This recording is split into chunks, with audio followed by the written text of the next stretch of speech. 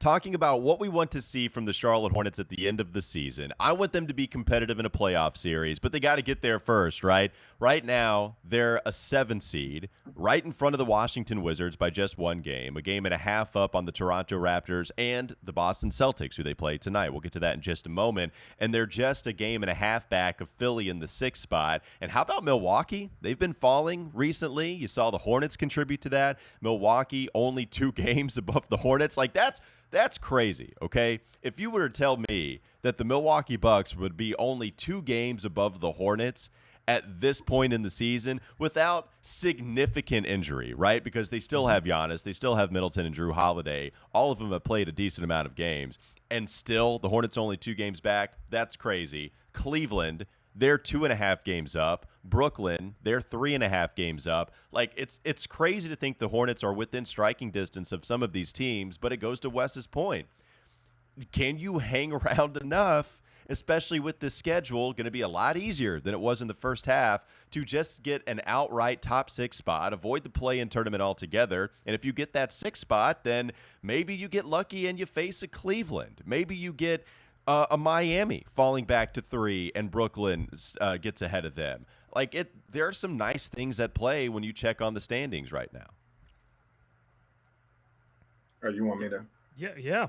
Whoever. Somebody take the wheel. Yeah, no. I think with the Hornets, the main thing I will say playing off of that is with the Hornets, to me, more than anything, it's what type of mentality does this team play with? We've heard JB say it all season long, especially when you talk about defense. He's like, it's just a mentality. Guys, games when they played or stretches when they played great defense, he's like, this team came in with the right mentality. They're communicating. They're doing the things they need to do. And we've seen them, like I said, beat the Milwaukee Bucks twice. We've seen them beat the Warriors.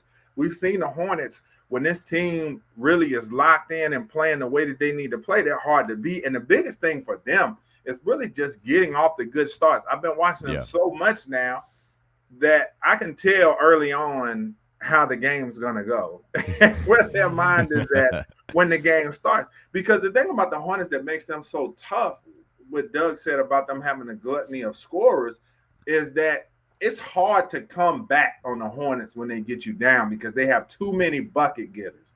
And that's the thing for the Hornets is get off to an early start. When they come out and they're down 15, when then your margin of error shrinks so much that you're like, okay, yeah, we might get on an 8-0 run, but if we have a concentration lapse on defense, somebody hits a 3, or they might go on a quick 6-0 run and put us back down 14. Yeah. But when they come out and they get ahead of you, it's hard to catch them because, again, it's kind of reversed.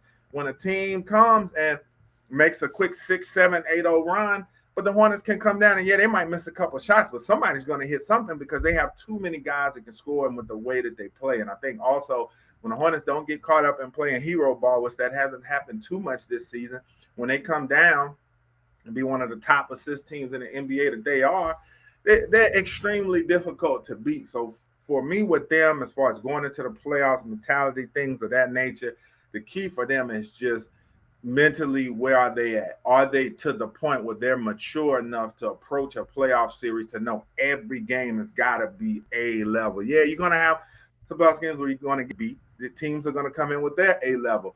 But to me, when the Hornets are really on their game, they're a very difficult team to beat as constructed.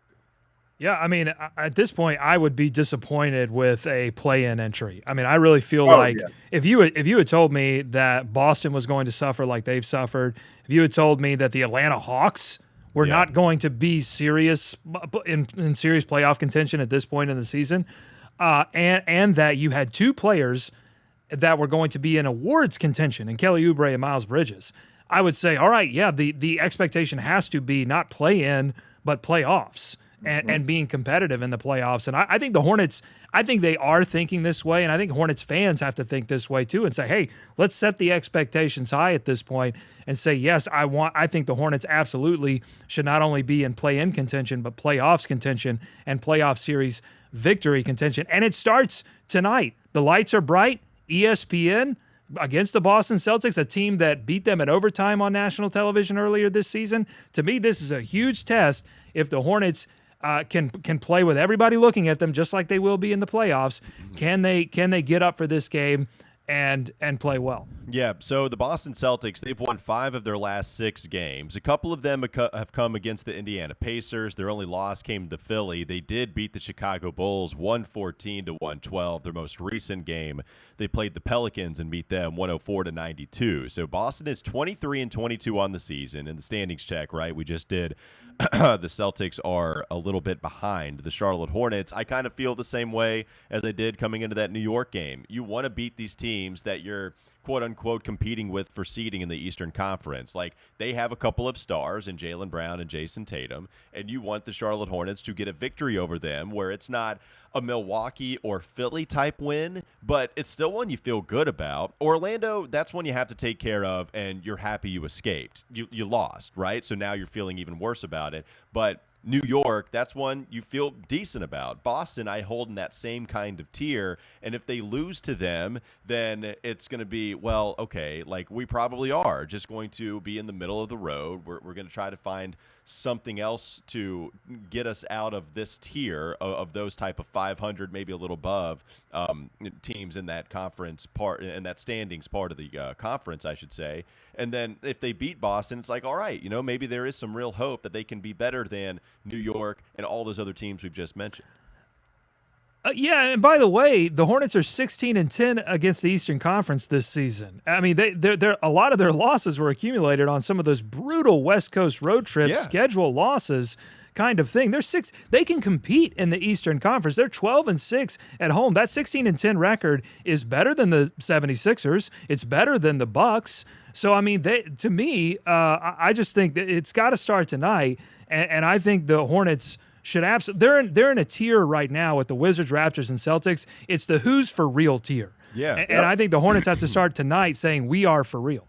Mm-hmm. I agree. All right, Wes, it's time. Let's do the show and tell. Tell. But while we Show get and tell. your object ready, I do want to talk about a new segment we're going to be debuting next week with one Wes Bryant. Doug comes up with the straight fire or the straight fizzle, because Wes has been doing this segment on Bally Sports, straight fire. I think he comes up with some of the better plays of the week, even just the previous game, some of the games at halftime, or some of the plays that have happened up until halftime. So straight fire, we know Wes Bryant's all about it. So Doug has come up with straight fire or straight fizzle. I don't even know what he's going to throw at us. Like, who has any clue with somebody like Doug Branson? But I have to imagine this is going to be straight fire, Wes. What do you have for us in show and tell? Yeah, man, straight fire. It's the best plays from the previous game or games, depending on the gap between when the fans get to see me again. You know what I'm saying? That's so perfect. This week, for show and tell, we go back to my sneaker addiction. And this is a Diadora collab with Rocky. Man, I'm a huge Rocky fan. And, Diadora, and it was so funny. I was at the mall, and my girl had asked me about Diadoras, and I was like, man, that's old head shoes. I remember my grandma like Diadoras. I was like, I don't want any Diadoras. Then I see these, and I'm like, just infatuated. So what they did was they did a collab, like I said. Okay. And, oh, wow. Nice. That's awesome. Yeah. And so they did it for each of the 3 villains. They don't have a Rocky shoe, but they did it for each of the 3 villains. You see and that's what's really cool, man. You see the box, you got Drago, you got Apollo Creed, and you got Clubber Lang, right? So real quickly, taking a break just for the people only listening via podcast. 1, get to YouTube already. 2, what's happening is the shoebox has all of the 3 villains from Rocky, or the 3 bigger ones, on the shoebox as soon as you open it up. And Wes is about to make the grand unveiling of what the shoe is going to look like. So I wanted all of my dope, straight fire. Okay, all of my dope.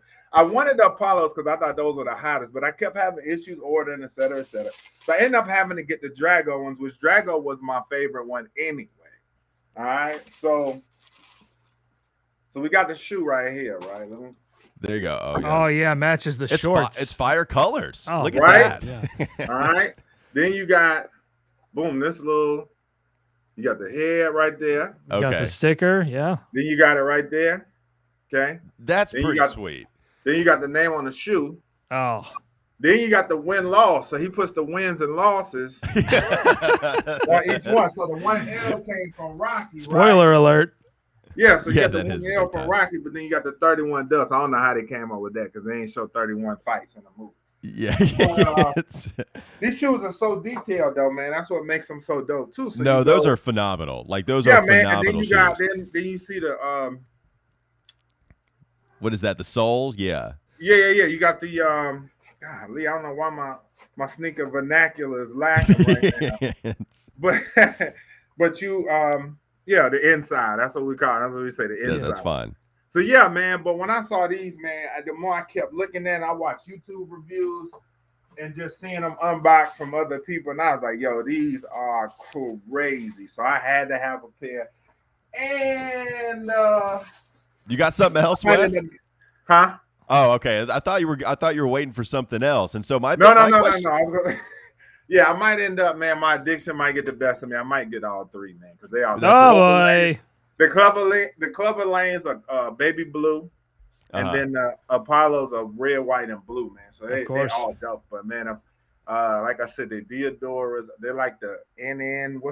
It's like their base model, and they did a thing. It's the N9002. So my first pair of Deodoras, man, but they look good. They look great. Are you going to wait for a special occasion to wear them, or are you going to try to wear them? Oh, no. I wore these the first as soon as I got them. I think me and my son went we were hanging out running errands. I said, I got to put these on. So got to. Yeah, I put them on because I had a Jordan sweatshirt that matched with them perfect. There you go. Perfect. Excellent. Go ahead and put them on. Don't have to wait at all. All right. That's Wes Bryan, not only on Bally Sports, the Charlotte Hornets insider, also a part of the ACC Digital Network. Make sure you follow him not only on Twitter at Westcott Range, but go hit the gram up too, Westcott Range. Also talking about college sports, specifically the ACC. Always a good time, Wes. We appreciate hopping on this Wednesday, man. No doubt, man. Maybe the Hornets can find a way to get Paolo Banchero. Yeah, hey, let's get lucky again. We got, look, now I'm greedy. We never had any luck in the lottery. We strike it once with LaMelo. I'd be just fine making sure that we can get another star or somebody that is a potential star with the Charlotte Hornets organization. Thanks for making Locked On Hornets your first listen every day. Make sure you join us tomorrow. We'll recap that Boston Celtics game. Make your second listen Locked On Bets, your daily one-stop shop for all your gambling needs. Locked On Bets is hosted by your boy Q with expert analysis and insight from Lee Sterling. It's free and available on all platforms. Have a great rest of your day. We'll be back with you tomorrow. Beat the Celtics.